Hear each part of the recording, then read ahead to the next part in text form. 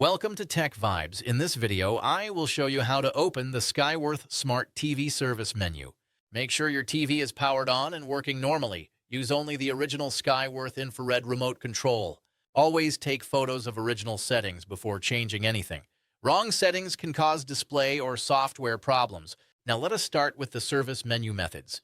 Method 1 is the most effective Skyworth service menu code. This method works on most Skyworth Smart TVs. Keep the TV powered on. Press the menu button on the remote. Now press 1, then 9, then 9, then 9. The Skyworth service menu will appear on the screen. If this method does not work, try the next one. Method 2 is an alternative service menu code. Keep the TV powered on. Press the menu button on the remote. Now press 0, then 0, then 0, then 0. On some Skyworth models, the factory menu will open.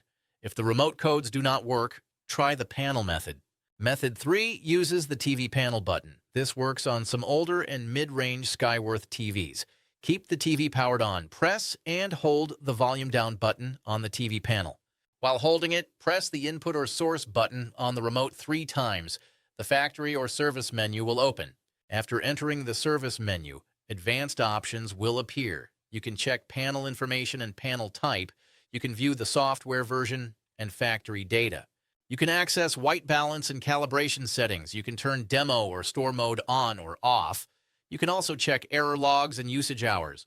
Do not change calibration values unless you are trained. Now I will explain how to exit the service menu safely.